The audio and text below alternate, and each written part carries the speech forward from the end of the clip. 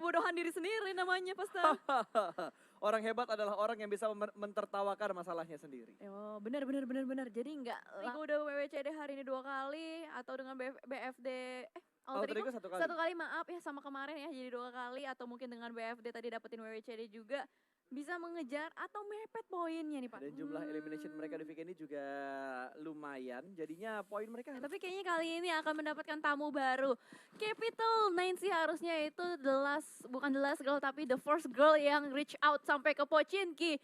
Dimana masih udah ketahuan juga kayaknya dari Summer udah mulai mengendus-ngendus keberadaan satu tamu tidak diundang di sekitaran rumah yang mereka huni. Wow, ini ada Valdus, terus ada Hera juga. Ternyata Hera yang turun di arah Pochinki yang sudah menabrak menuju ke arah Valdus kali ini di mana Aku juga gak ngerti nih, Hera itu kan yang tim Nothing Tulus juga ibarat kata ya. Betul. Walaupun kemarin memang mereka bisa menutup hari dengan WWCD, dengan elimination yang luar biasa. Namun apakah tindakan gagah berani yang akan mereka lakukan. Dan gue masih belum tahu juga di mana player-player atau ladies Hera lainnya. Tapi kalau kita lihat dari minimap nih, nah udah mulai ketahuan juga. Tubrukan loh, di bawahnya tuh tim yang berbeda. Burst damage-nya masuk, tapi tiba-tiba ada follow up tentunya sandwich position dan Mickey. Hati-hati ada Mickey dari belakang, mendapatkan satu follow up pun datang, 2 lawan 1. Bukan jumlah yang bagus dan Icha pun dipulangkan ke arah lobby. Yes, timing reload dari Icha membuka kesempatan besar untuk Capital 9 langsung saja nge-rush ke second floor-nya dan bahkan dipukulin. Ya ampun. Sebuah tindakan luar biasa ya dan Hera juga kita. Gitu, ping dan ping. Selain warna yang pink. Selain warnanya pink. Senjatanya pink. Senjata juga ada yang warnanya pink. Skinnya bagus-bagus. Selain senjata warna pink, apalagi yang pink? Kursi gaming. Kursi gaming juga ada yang warna pink. Iya, kursi gaming gue warna pink. Betul. Headset Selain gua kursi warna gaming, pink. Headset gue warna pink. batanya juga tadi warna pink. Iya, ini border sikanya juga pink. Betul sekali. Bisa ganti topik, Bu? Ya lu yang lanjutin dari tadi udah gue patahin juga. Emang ngeselin. Pasta tuh ya, tipe-tipe orang tuh yang suka menjebak kawan emang. Ih, enak aja. Selain pink, ada.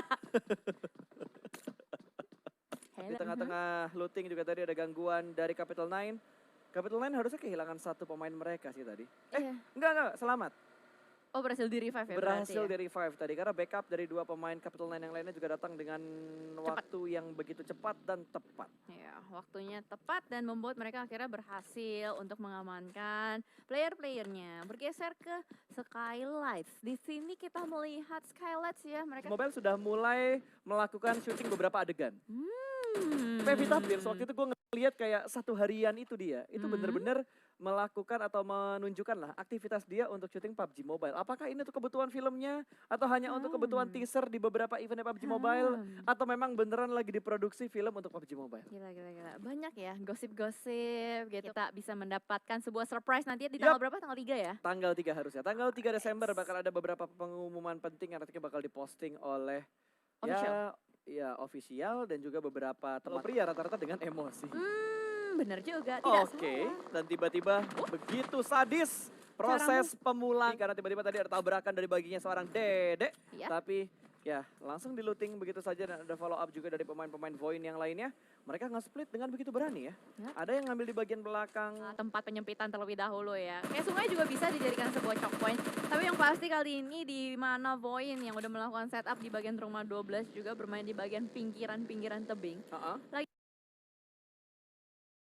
Lagi ya warning shot aja yang dilontarkan kepada tim-tim yang lagi rotasi di bagian luar. Tapi ternyata di menit ke-9 sudah ada 2 tim yang bakal bergesekan begitu saja. Again and again dipukul mundur Lunanera. Ada rotasinya arahnya jadi bingung ya. Mau ke kanan mau ke kiri sudah ada peluru yang membuat mereka harus berpikir. Betul dan lagi-lagi yang mengganggu dan memotong rotasi mereka adalah tim Void. Ini benar-benar setup yang begitu bagus menurut gua karena benar-benar menghadapi dan juga membuat galau tim Lunanera ini untuk bergerak ke tempat yang mereka tuju. Berpindah ke arah lain kali ini dari Capital 9 yang masih bergerak dan kayaknya mereka agak sedikit berpapasan kentang. Ini kayaknya lagi ada pink derby ya. Semua tim yang berwarna pink dari tadi terus-menerus bertemu dan bahkan kali ini dari Southwest sudah mulai membuka tembakan ke arah depan. Namun dari Valdus Bisa kabur dia? Dikejar, tapi lihat pergerakan dari Capital Nine sedikit demi sedikit memberikan press ke arah Valdus. Ini kayak Valdus digiring untuk menuju ke sebuah daerah yang tidak mereka incar dari awal, Capital Nine. Dan belum ada inisiasi tembakan yang dilakukan oleh Capital Nine, baru dibilang tiba-tiba ada tapping fire dari seorang Cecil dengan M16. Masih belum bisa mendapatkan knockdown ataupun cicilan damage ke arah Void, dibiarkan lewat begitu aja. Ini menandakan bahwa jalur kanan tidak aman. Mereka langsung tarik garis lurus maju ke dalam circle yang lebih nyaman dan masih belum terlalu jauh jarak Capital Nine dan juga Valdus. Yes.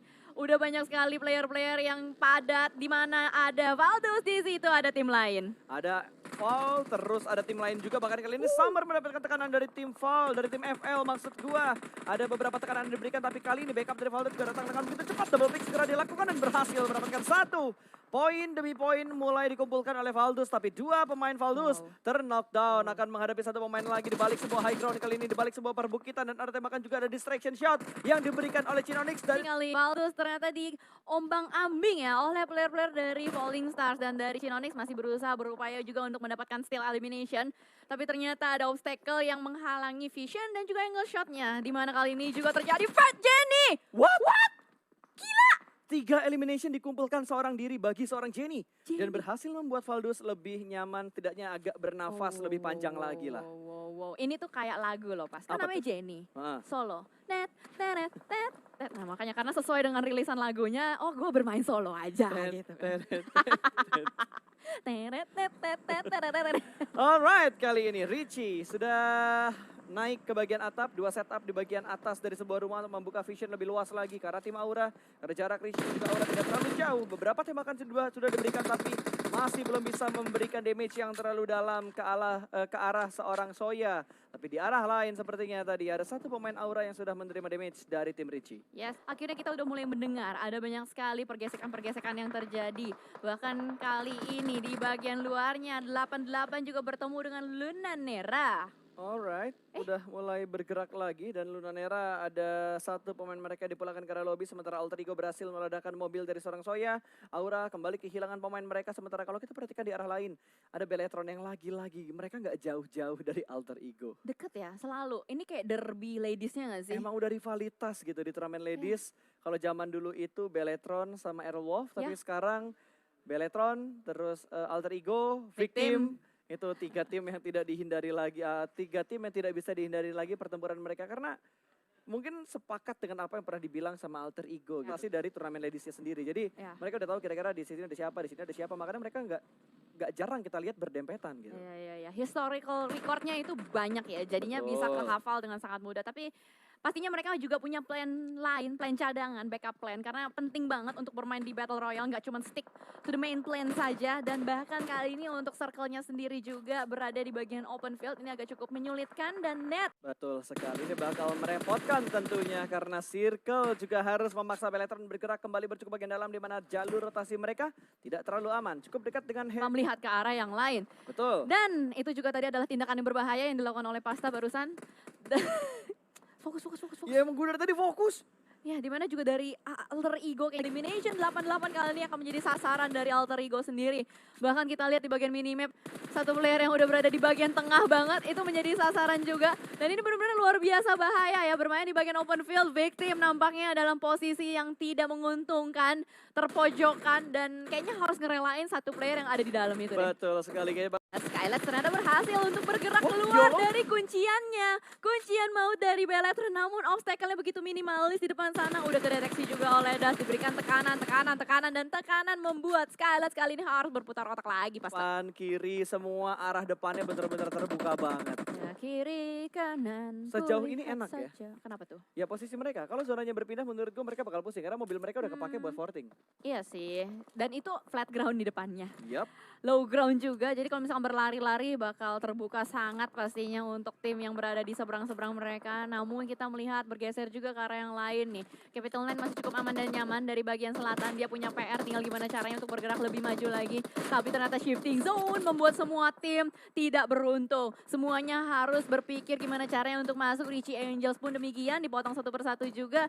Tapi itu tim siapa? Oh, Capital Line ya, yang ternyata sudah mengirim satu player. Pergerakan mereka benar-benar disandwich oleh beberapa tim. Karena mereka ada Capital Nine, Ya. kiri mereka lagi ada satu tim berwarna orange, berarti dari 88 Esport yang sudah nge-lock angle ke arah Richie. Ini benar-benar merepotkan posisi bagi tim Richie. Iya, merepotkan untuk Richie, tapi untuk 88 juga repot karena dia di-lock oleh dua tim secara sekaligus, di sandwich lah ya.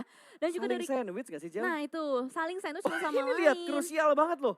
Di arah minimapnya gitu. Dari Richie ke press sama 88 dan Ya. juga ke press sama tim Capital Nine. Mhm. Terus dari 88 juga ke press sama Richie dan juga ke press dari Alter kanan Ego. dan kiri. Alter Ego Alter Ego juga sama- ikutan nge-press. Nah itu dia, punya banyak atau enggak, pastinya benar-benar butuh smoke, tapi dari sebuah celah kecil tembakan dari Kia belum connect. Itu kalau misalkan ternyata kena bakal menjadi sebuah knockdown yang manis sih. Ya, tapi sayangnya tadi di spray ya. Kalau gue mungkin lebih memilih untuk di tapping walaupun kesempatan untuk Mute set up kembali posisinya, tapi setidaknya ada beberapa damage yang gue berikan ke arah Mute dan lihat sedikit pancingan dari Mute untuk membuka tembakan ke arah Gea. Counter shootnya masih belum bisa membuat Gea terknockdown, tapi mencicil HP dari Gea juga lumayan banyak.